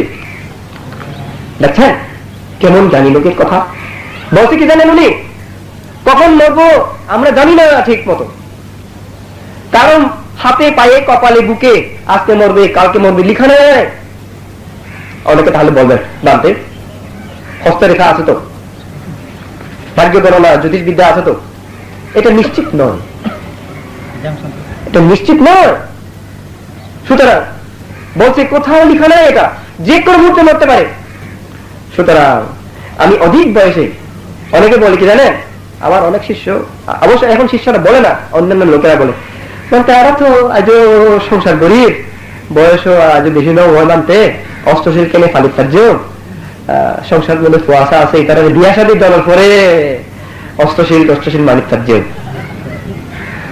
ছেলে মেয়েদের দিয়ে দেওয়ার পরে বাঁচবেন, বুড়া হইয়া শক্ত থাকবে, গ্যারেন্টি কে দিবি আপনাদেরকে? কেউ দিয়ে গেছেন নাকি গ্যারেন্টি? বুড়া হলেও তোমাদেরকে শক্ত রেখে দিব, মরবে না, 120 বছর বাঁচবা, গ্যারেন্টি নাই। কখন মরে যান গ্যারেন্টি নেই। তাই তাদের এই জ্ঞানী লোকদেরকে অনুসরণ করে আপনাদেরকে যখন সময় পান তখন কুশল কর্ম সম্পাদন করতে হবে। আজকে কিন্তু উপসদ অষ্টমী না, অষ্টশীল নিয়েছেন কেউ কেউ?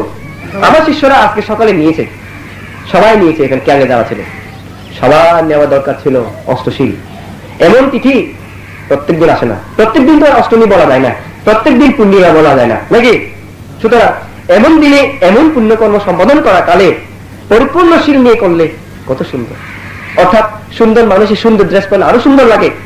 দান করছেন, মহৎ অনুষ্ঠানে আসছেন, অষ্টশীল ধারণ করে, কত বড় কত সুন্দর কাজ হবে। ভালো গাছ লাগাচ্ছেন, ভালো সার প্রয়োগ করছেন, সে গাছ আরো বড় হয়, তাই না?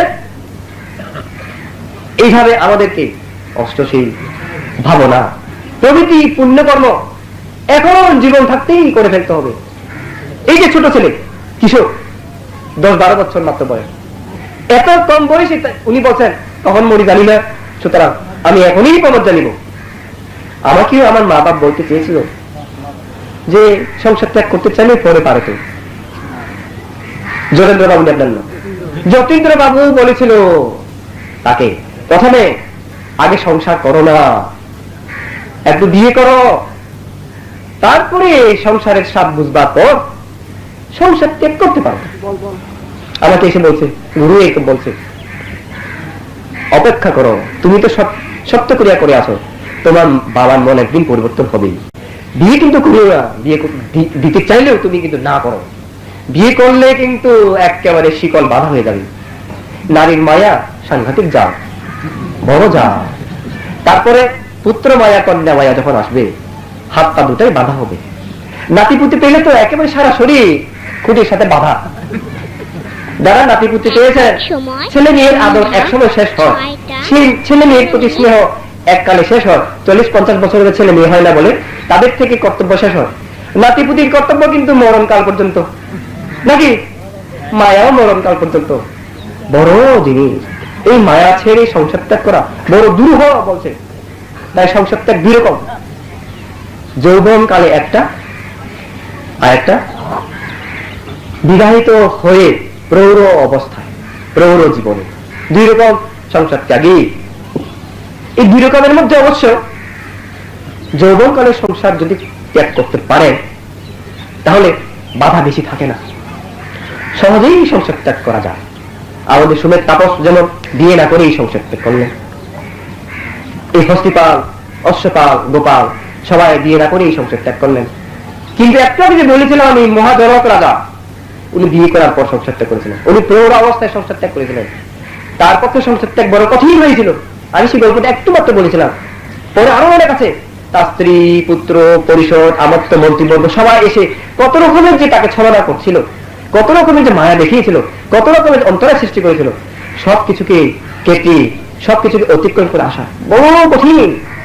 তাই তাকে বললাম বিয়ে করুন, সাবধান। হ্যাঁ, আস্তে আস্তে অবশ্য তার মা বাবা, কেন জানি না, বাস্তবিক যতীন্দ্রবাবুর মন কেমন করে পরিবর্তন হয়ে গেল আমি জানি না। সেও বলছে, গুরু জানি না কেমন করে, একদিন ওনার অসুস্থ হয়েছিলেন না, অসুখের পর মনটা ওনার পরিবর্তন হয়ে গেল। অসুখের পর বিয়ে দিতে চাইলেন, বিয়ে দিতে চাওয়ার কিছুর পর হঠাৎ করে ওনার মনটা পরিবর্তন হয়ে গেল, না সঙ্গে দিয়ে দিই।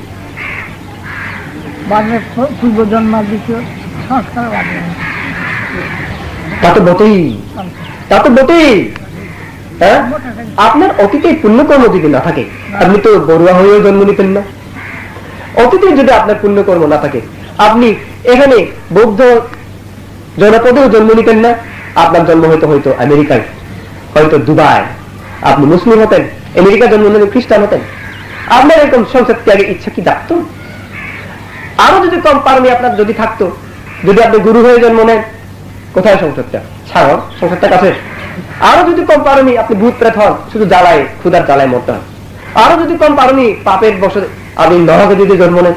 সুতরাং পুণ্য তো অবশ্যই থাকতে হবে। পুণ্য না থাকলে মানুষ কি সংসার ত্যাগ করতে পারে? সংসার ত্যাগের চিত্ত কি আজকে হয়েছে? আজকে যে আপনারা তাকে সংসার ত্যাগ করতে দেখছেন, আমাদেরকে দেখছেন, এটা একদিনই তো সৃষ্টি হয়নি। এই পারণী একদিনই পরিপূর্ণ হয়নি। কত জন্ম সংসার ত্যাগের ইচ্ছা নিয়েছিল, কত জন্ম সংসার ত্যাগের জন্য প্রস্তুতি নিয়েছিল, হয়তো এই জন্যেই সংসার ত্যাগ করতে পারলাম। এইভাবে এই যে চার ভাই অজপাল, তারও তো অতীতে সেরকম অনেক পুণ্য ছিল। আমি পরে বলবো এই অজপাল কে ছিলেন। তারাও সেরকম পারণীবান বলে সংসার ত্যাগ করতে চাইলেন। বাপের এবং রাজার অনুরোধ তারা শুনতে চাইলেন না, আমি আজকেই সংসার ত্যাগ করবো।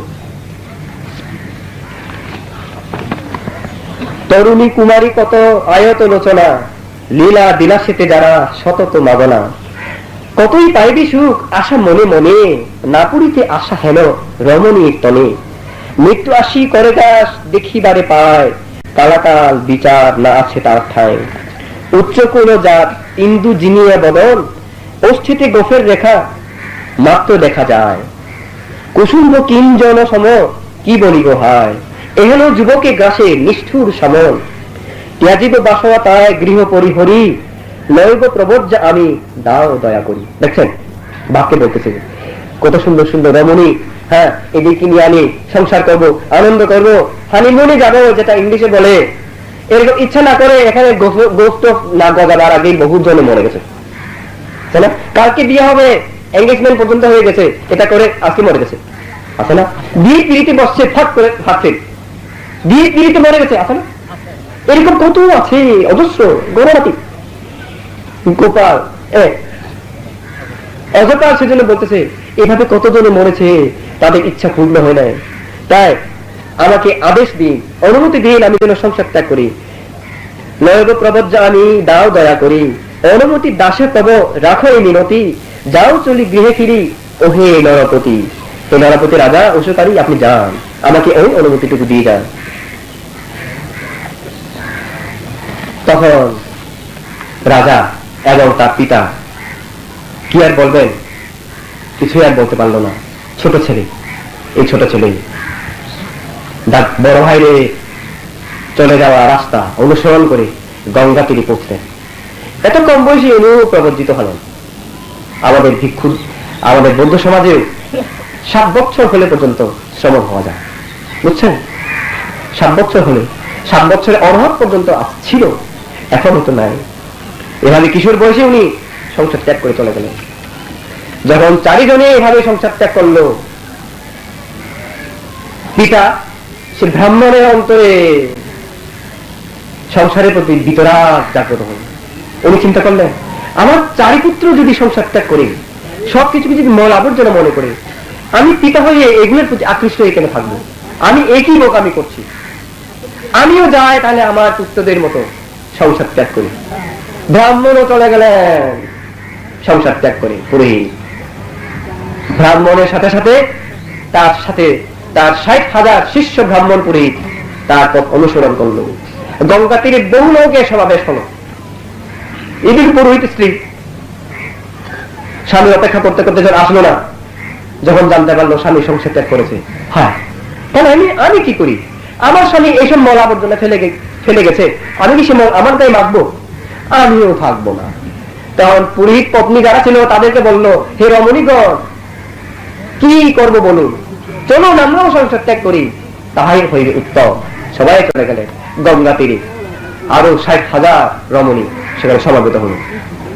এখন রাজা করছেন কি, পুরোহিত ব্রাহ্মণ তো যেহেতু সংসার ত্যাগ করে গেছেন, এখন তার সম্পত্তি অনেক আছে, এটা উনি আদেশ দিলেন, যাও পুরোহিতের সম্পত্তি সব আগের তাদের প্রতিজ্ঞা ছিল যে নিয়ে আসো। রানী যখন জিজ্ঞেস করলেন লোকদেরকে, এইসব সম্পত্তি কোথেকে আনছে, মণিমুক্তা অমুক সমুক এইসব জিনিস, পুরোহিতের। কেন? রাজার সাথে পুরোহিতের এরকম একটা সম্পর্ক ছিল এবং প্রতিজ্ঞা ছিল, তাই এই সম্পত্তি গুলা এনে রাজা স্তূপাকারে জমা করছেন রাজপ্রাসাদের সামনে। আচ্ছা,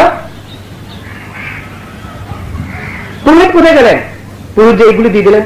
পুরোহিত তো সংসার ত্যাগ করেছেন, পুরোহিত স্ত্রীও সংসার ত্যাগ করেছেন। তখন রানীর মাথায় ঢুকেছে এক জিনিস।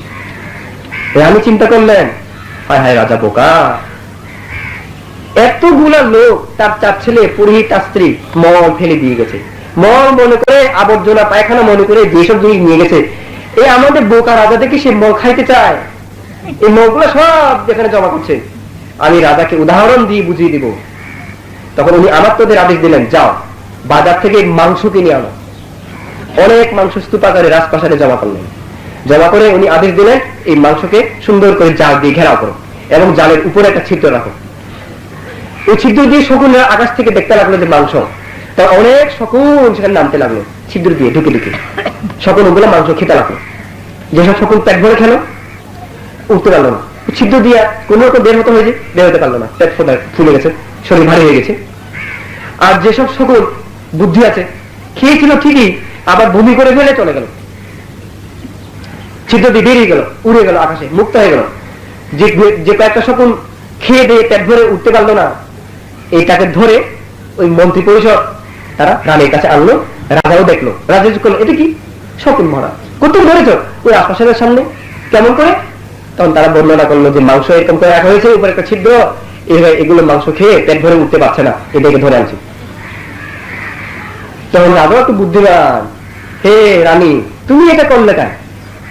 মহারাজ দেখেছেন তো, এই শকুন যেসব বুদ্ধিমান শকুন, তারা পর্যন্ত মুক্ত হওয়ার জন্য, এই ছিদ্র থেকে বেরিয়ে যাওয়ার জন্য নিজের ভক্ষণকৃত মাংস আবার বনি করে চলে গেছে। আর যেসব বোকা শকুন পেট ভরে খেতে চায়, শুধু গলদধরণ করতে চায়, তারা আমাদের হাতে ধরা পড়েছে। তাই নাকি? আমরাও প্রত্যেকেই সংসারের মধ্যে এই যে কামনা বাসনা সম্পত্তি টাকা পয়সা এগুলোর পিছনে ছুটতে ছুটতে ছুটতে ভবচক্র থেকে আর মুক্ত হতে পারি না। সংসার লম্বা হতে থাকে, সংসার দীর্ঘায়িত হতে থাকে। এভাবে আমি রাজা হতে চাই কামনা করি, আর একজনের রাজা হয়ে আসি। আমি ধনী হতে চাই কামনা করি, ধনী হয়ে আসি। যে মেয়ে চেহারা কালো সুন্দর নয়, সে দান দক্ষিণে দিলে কামনা করতে থাকে, এই জন্য আমাকে কেউ দেখতে পারে না, পছন্দ করে না। আমি এই দান দিচ্ছি, ভগবান এই দানের ফলে আমি খুব সুন্দরী রমণী হয়ে আসি। কত কামনা, সুন্দরী রমণী হয়ে আসে। আবার সত্য সত্য দান শিলের ফল বৃথা দেয় না। দানশীল দেওয়ার পর যেরকম কামনা করবেন সেরকম ফল প্রাপ্ত হয়। মনে রাখবেন কিন্তু এটা মিথ্যা নয়, আজকেও আপনারা অনেক দান দিয়েছেন, যে কামনা করবেন সেই ফল আপনারা পাবেন। টাকা যার আছে সে যে কোনো জায়গায় বেড়াতে পারে, লক্ষ লক্ষ টাকার মালিক যে সে London, France, Paris, Dubai, Bombay, Kolkata, যেখানে ইচ্ছা ব্যাংকক ঘুরতে পারেন। যার পয়সা নেই সে কিছু করতে পারেন। তদ্রুপ দান শীল পুণ্যগুলা পয়সার মতো, যেখানে ইচ্ছা আপনি যেতে পারবেন। আপনি যদি মনে করেন আমি স্বর্গেই থাকতে চাই, স্বর্গে থাকতে পারেন। মরবার আগে শুধু আপনি কামনা করবেন আমি স্বর্গে যাবো, সত্যিই স্বর্গে পৌঁছে যাবেন। যদি মনে করেন আমি আবার পৃথিবীতে আসতে চাই, তবে রাজার ছেলে হতে চাই, রাজপুত্র হবেন, পৃথিবীতে যেখানে রাজতন্ত্র আছে সেখানেই গিয়ে জন্ম নিলেন, যদি আপনার পুণ্য থাকে। বুঝছেন? কামনা এভাবে আমাদেরকে কামনায় টেনে টেনে নিচ্ছে সবসময়, সংসার চক্রে আকর্ষণ করে করে আনতেছে, সংসার পরিগ্রহ করছে, বিভিন্ন জনিতে আমরা উৎপন্ন হচ্ছি। পুণ্য থাকলে যে কোনো মনে বাসনা যে পুণ্য, এটা ছোট্ট একটা উদাহরণ বলি কথা প্রসঙ্গে। আপনারা ইয়ে শুনেছেন কিনা জানি না, উমাদান্ডি সুন্দরী শুনেছেন? উমাদান্ডি উনি একজন খুব গরিব মহিলা ছিলেন, খুব গরিব। উনি একদিন এক উৎসবে নক্ষত্র মেলা হয়, নক্ষত্র মেলায় এক মহাশ্রেষ্ঠীর স্ত্রীর গায়ে সুন্দর শাড়ি গয়না পরতে দেখে খুব পড়ার ইচ্ছা হয়েছিল। উনি একেবারে নিজেকে সংবরণ করতে না পেরে ওই স্ত্রীর কাছে গিয়ে, শ্রেষ্ঠীর কাছে গিয়ে পা ধরে বলছিল, আমাকে এই কাপড়টা একটু দেন, আমি একটু গায়ে দিই, এত সুন্দর কাপড় আমি একবার যদি পড়তে পারি জীবনটা ধন্য। না গো না, এটা লক্ষ লক্ষ টাকা দামের ড্রেস, এটা কারো গায়ে দেওয়া যায় না। যদি এটা পড়তে চাও আমার কাছে 3 বছর দাসত্ব করো। আচ্ছা ঠিক আছে, 3 বছর দাসত্ব করলো, প্রস্তুত আছি যদি একবার হলেও এরকম একটা ড্রেস পায়।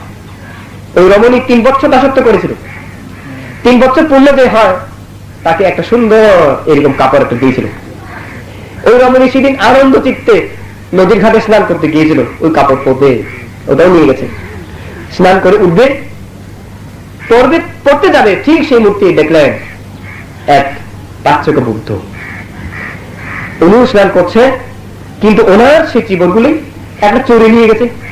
দেখছেন বাচ্চক বুদ্ধের চিবরও চোরে নেয়, তখনও চোর ছিল কিন্তু নিয়ে গেছে। যখন বেচারা বাচ্চক বুদ্ধ উলঙ্গ তো আর যেতে পারেন না, বড় দুঃখের ব্যাপার। মহিলার অন্তরে দানচিত্ত জাগ্রত হল, আমি ওনাকে দিয়ে দান পারণী পূরণ করবো।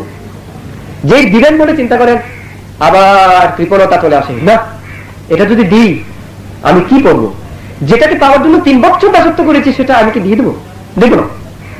এবার আবার না, আমি জন্ম জন্মান্তর দান দিই বলি তো এই জন্যে অসহায় নিঃস্ব হয়ে জন্ম নিয়েছি, এবার আমি যদি আমি দান দিই নিশ্চয় আমি জন্ম জন্মান্তর আর গরিব হব না, দান দিব। এরকম করে দান দিবে বলে আবার না, দিও না দিও না, একবার হলেও তোকে গায়ে দিয়ে দেখো না, যেটা তুমি এত করতে চেয়েছো। মনের ভিতর কৃপণতা এবং দান, এই দুটা চিত্ত যুদ্ধ করতে করতে করতে শেষে এই সিদ্ধান্ত নিল, না জন্ম জন্মান্তরে আমার দানও পারমি ছিল না বলে গরিব হয়েছি, আর গরিব থাকতে চায় না। আমার এত পরিশ্রমে এত আকাঙ্ক্ষিত এই আবরণ দান দিয়েই আমি আজকে আমার প্রার্থনা পূর্ণ করব। উনি দান দিলেন, দানতে আমার এই দান গ্রহণ করুন এবং আশীর্বাদ করুন, আমি যেন জন্ম জন্মান্তর অত্যন্ত উচ্চ মূল্যে অত্যন্ত সুন্দর আবরণ বস্ত্র গায়ে দিতে পারি, অলঙ্কার করতে পারি, এবং এমন সুন্দরী নারী যেন হতে পারি যে আমাকে দর্শন করে সে যেন মোহিত হয়ে পাগল হয়। কারণ এই জন্য সে এত গরিব এবং এত কুস্তি ছিল যে কেউ কোন পুরুষ তাকে পছন্দ করতো না, তার দুঃখে দেখলে যেন পাগল হয় পুরুষ কামনা করেছিল। তার এক পরে এক জন্মে উম্মাদান্ডি হয়ে জন্ম নিয়েছিল, এত সুন্দরী ছিল যে যে দেখে সে পাগল হয়। সে যে প্রার্থনা করেছিল সে ফল পেয়েছিল। উম্মাদান্ডি যখন বয়স হয় তখন তার বাপ পুরোহিত রাজাকে গিয়ে বলে আমার কন্যা গ্রহণ করুন। রাজাকে একজনের মিথ্যা ভুল সংবাদ দিয়ে রাখায় রাজা তাকে খারাপ মনে করে নিল না। উম্মাদান্ডির মনে ক্ষোভ, রাজা আমাকে দর্শনও করে না দেখে বলছে খারাপ, কুৎসিত রমণী, দুষ্ট রমণী, আমি যদি সুযোগ পাই রাজাকে পাগল করে ছাড়বো। দেখছেন সুন্দর তো রূপ, মেয়েদের এরকম একটা গর্ব আছে, দেখায় আমি একটু সত্যি সত্যি সে রাজাকে পাগল করে ছেড়েছিল। যখন নক্ষত্র মেলা হলো, নগরী যখন সাজানো হলো, রাজা রথে চড়ে নগর পরিভ্রমণে বের হলেন। তখন এই উমানন্দি বিয়ে করেছিল সেনাপতিকে, রাজা সেনাপতিকে। দোতলার উপর থেকে উনি রাজার আগমন প্রত্যক্ষ করছেন। সবাই রাজাকে ফুল ছিটিয়ে বরণ করছে, সে উপর থেকে ফুল ছিটছে, রাজার গায়ে পড়ছে। ফট করে রাজা তাকালেন, বাঁকানো হলে তাকিয়ে দেখে দোতলায় এক অদ্ভুত রমণী, নাকি কোন দেবকন্যা, নাকি কোন অপ্সরী। চোখ ঝলসে গেল তার। শুধু তাকালেই শেষ হলো না, ওদিকে আবার সে রমণী রাজাকে তো মনে মনে ক্ষোভ, বেটা রাজা, আমার রূপ তুমি দেখোনি, দেখায়। একটু হাসি দিল রাজার দিকে তাকিয়ে, মুস্কি, আমরা হাসতে জানবো না সেরকম, তবে হিন্দি ফিল্ম গুলোতে হাসে, খেয়াল করবেন। হাসি দিছে একটা মাধুরী অথবা ওই কি বলে শ্রীদেবী মাধুরী, এরা হাসে তো, এইরকম একটা হাসি দিছে। যে এরকম একটা হাসি দিল, রাজা আর একটা হলেই রথ থেকে পড়ে যেতেন। এরকম করে পিছন থেকে মন্ত্রী ধরে বলছে, মহারাজ সংবরণ করুন। হ্যাঁ, মাথা ধরে দেখছে, ঠিক আছে নি, ঠিক।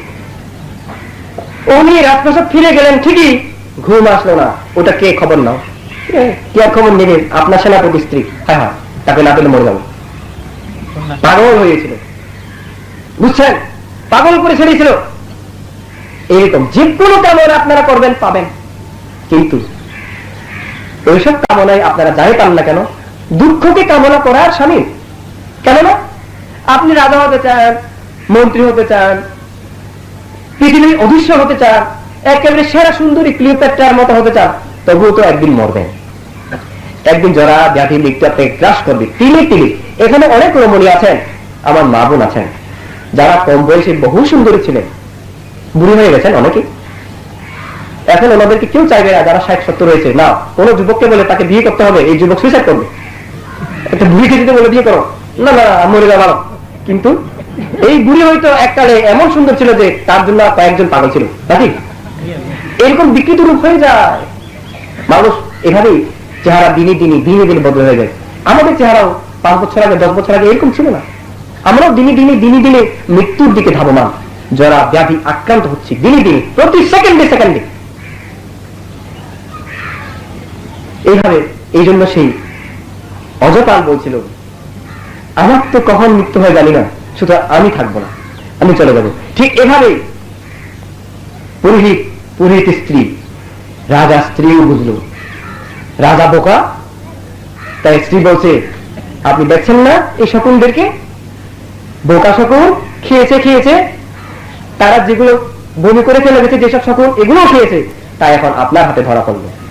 এভাবে এই জগতে যারা কাম বস্তুতে আসক্ত হয়ে নিমগ্ন থাকে, তারা সংসার চক্রে ডুবে যায়, তারা কোনোদিন মুক্তির পথ খুঁজে পায় না। রাজা ভয় পেয়ে গেছে, সংবেগ প্রাপ্ত হল। হ্যাঁ, রানী যথার্থই বলেছে, আমার পুরোহিত পুত্ররা সত্য পথেই গেছে, আমিও তাহলে আর থাকবো না, আমি তাদের সেই মলমূত্র গ্রহণ করবো না। আমি পুরোহিতের সেই জিনিসগুলো নিয়ে আসছি, একান্তই আমাদের সেরকম প্রতিজ্ঞা ছিল বলে আমি আর চাই না, আমি সংসার ত্যাগ করবো। রাজা সংসার ত্যাগ করলে রানীও করবেন। রাজা সংসার ত্যাগ করলেন, রানী যখন করলেন, পুরো বারাণসী নগরী জনশূন্য হয়ে গেল।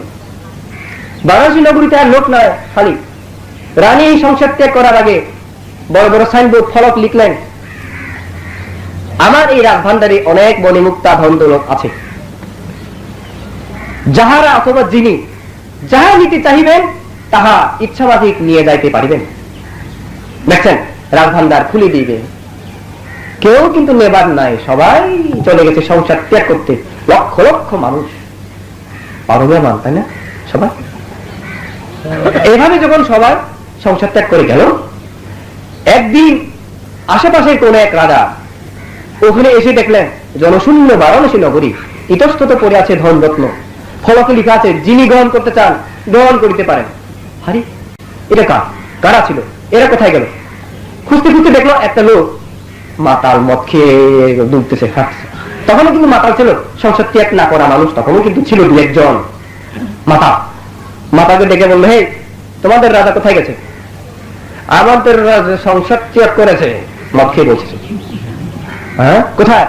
ওখানে গঙ্গ আতি মক্ষে আর কি। তাহলে তো আমাদের রাজা, তোমাদের রাজা সংসার ত্যাগ করলে আমি একটু গিয়ে দেখি। গিয়ে দেখলো যে হ্যাঁ, রাজা মন্ত্রী পুরোহিত সবাই বসে আছে। তাদেরকে আকাশে উড়ে আকাশ মার্গে উপবেশন করে ধর্ম উপদেশ দিচ্ছেন হস্তিপাল। হস্তিপাল এতক্ষণে ধ্যানবল লাভ করে ফেলেছেন, আকাশ মার্গে উঠতে পারেন, মানুষের মনের কথা বলে দিতে পারেন, মাটি ভেদ করে চলে যেতে পারেন, ত্রিবিদ্যা লাভ করেছেন, বিদ্যাধর হয়েছেন। আকাশ মার্গে উপবেশন করে ধর্ম দেশনা করছে, সংসার ত্যাগ। এই যে পৃথিবীর সমস্ত কামনা বাসনা ত্যাগ করে এইভাবে এই সংসার ত্যাগের কথা, নির্বাণের কথা বলছে। ওই রাজাও শুনতে শুনতে হ্যাঁ হ্যাঁ, তাহলে আমি রাজা, ওদের মতো তা আমিও তো কষ্ট পাবো একদিন। এই রাজা যদি সংসার ত্যাগ করতে পারে, এত ধন দৌলত ত্যাগ করে, এত শত শত রমণী নারী ভাগ্যা ত্যাগ করে যদি এভাবে সাধারণ একজন ভিক্ষুকের মতো যদি হতে পারে, আমিও রাজা কেন পারবো না? আমিও তাহলে সংসার ত্যাগ করি। এভাবে উনিও সংসার ত্যাগ করলেন। এভাবে পরপর 7 জন রাজা ওই নগরীতে আসলে এভাবে ওখানে চলে যায়, গঙ্গাদেরী পৌঁছে সংসার ত্যাগ করলেন 7 রাজা। এরা প্রত্যেকেই হস্তিপালের উপাধ্যায়ার্থে, হস্তিপালকে গুরু মেনে সাধনা করতে লাগলেন। অচিরেই তারা প্রত্যেকেই ত্রিবিধ কুশল সম্পত্তির অধিকারী হলেন। ত্রিবিধ কুশল কি? এক কুশল নিষ্ক্রম্য পারমি, নিষ্ক্রম্য কুশল। প্রথমেই বলে গেছি, এই নিষ্ক্রম্য যে করবে, পারমি পূরণ যে করবে, সেই ভব নদী পার হওয়ার মতো শক্তি সামর্থ্য পারমি অর্জন করতে পারে, সেরকম চিত্ত চৈতসিক পুণ্য অর্জন করতে পারে। এই একটা সম্পত্তি তারা লাভ করলেন। এটা বাস্তবিক সম্পত্তি। এই যে এখানে আমাদের যেসব সম্পত্তি আপনারা বলেন, জায়গা জমি ঘর ধন দৌলত, সম্পত্তি নয়। এই সম্পত্তি যে কোনো সময় ধ্বংস হয়ে যেতে পারে, যে কোনো সময় আপনার থেকে এটা বিলীন হয়ে যেতে পারে। কিন্তু যে তারণী পুণ্য সম্পত্তি আপনি সঞ্চয় করবেন, কেউ চুরি করতে পারে না, কেউ এটাকে নষ্ট করে দিতে পারে না। জন্ম জন্মান্তর আপনার পিছে পিছে থাকবে, এটা থাকবে না? যেমন করে সুমেধ তাপস বলছিল, যখন সুমেধ তাপসের কাছে তার ভান্ডারে হিসাব দিল, মহারাজ এইগুলো হলো যে আপনার পিতা পক্ষে 7 পুরুষ, মায়ের পক্ষে 7 পুরুষের সঞ্চিত ধন, অগণিত, হিসাব করা যায় না। সুমেধ তাপস ভাবলো, আমার 7 পুরুষ মাতার পক্ষে এবং পিতার পক্ষে 7 পুরুষ, 14 পুরুষ এইসব সম্পত্তি নিয়ে যেতে পারলেন না, অথচ তারা চলে গেছেন। তারা কেউ নিয়ে যাননি। তার আমিও কি তাদের মতো ফেলে এভাবেই চলে যাব? আমি কিন্তু এভাবে ফেলে যাব না, আমি সাথে নিয়ে যাব। দেখেন সাথে নিয়ে যাওয়ার কি উপায় বের করলেন জানেন? সুমেধ তাপস সমস্ত সম্পত্তি দান করে দিয়ে সাথে নিয়ে গেলেন।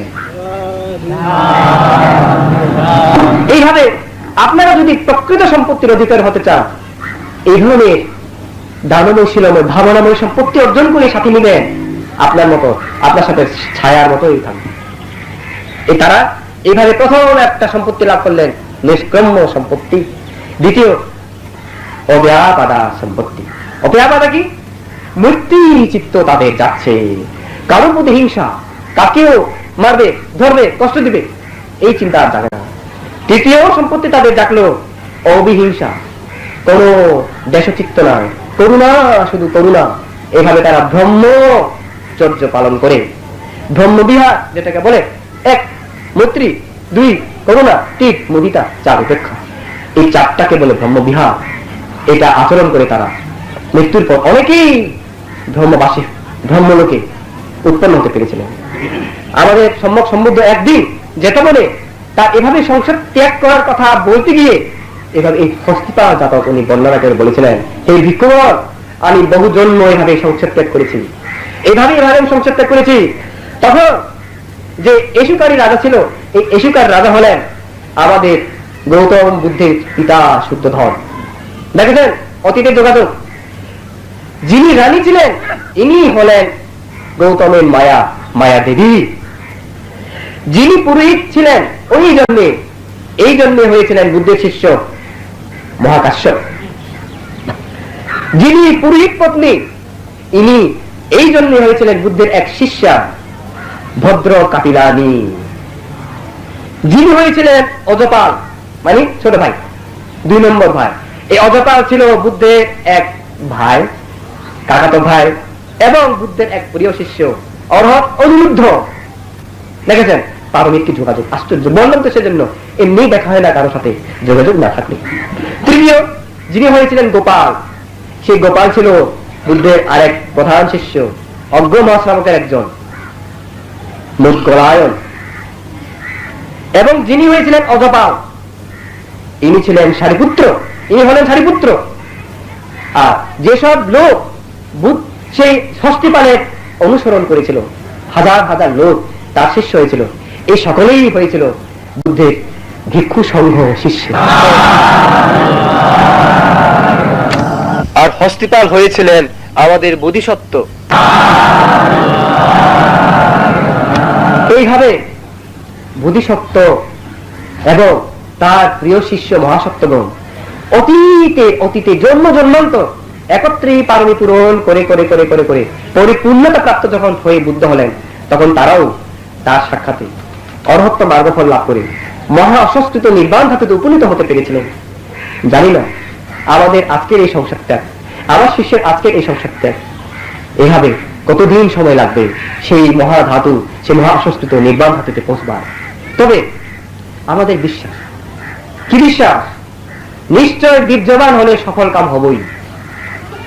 বীর্য সবচেয়ে বড় জিনিস। দেখুন, তার বীর্য ছিল বলে, বীর্য পারমিশী পূরণ করেছিল বলে অধিষ্ঠান পারমিশী পূরণ করতে পেরেছিল। সে বীর্য ধারণ করে অধিষ্ঠান করেছিল, যতদিন ভিক্ষু হতে পারবো না আমি ততদিন অষ্টশীলে থাকবো। 1 বছর 3 মাস সে থেকেছে। 1 বছর 3 মাস মানে এই নয় যে আমাদের অনেকে যেমন বলে বানতে এই বছর অষ্টশীল রাখতে বানতে 90 দিন, 90 দিন তো নয় বানতে, 1 মাসের 7 দিন, 7 দিন ধরেই 3 মাসের 12 দিন, 12 দিন, এটা তো 12 দিন, এটাকে 3 মাস বলিনি। 3 মাস বলতে প্রত্যেক দিন 90 দিন বান্ধব বলে। আমার ছোট ছোট শিষ্য কতগুলো আছে, 90 দিন আছে। সে রাখছে 1 বছর 3 মাস প্রত্যেক দিন অষ্টশীল। সে এর মধ্যে এই ইউনিভার্সিটি পরীক্ষাও দিতে, লেখাপড়াও করেছে, অনেক লোককে সেবাও করেছে। কই শুকিয়ে তো যায়নি, তারা দেখেন তো আমার চেয়ে অনেক ভালো, আমার এখানে কিছু নেই, কার আছে কিছু হয়নি তো। তাই বলছি, অনেকে বলবে আমি তো ক্ষুদা একবার নফারের দিই বা খাউন ফরের দিই, এত ক্ষুদা লাগলে নরকে যাও। যারা বেশি খায় তাদের জন্য অপায়। আমার এক শিষ্য বছর বানতে আর বাবা না বই থাকতাম না, নরকে নামতে পারবেন তো, লুঙ্গি গোছ ধরে রাখুন, এরকম অনেকে বলে বানতে আরো নফারি।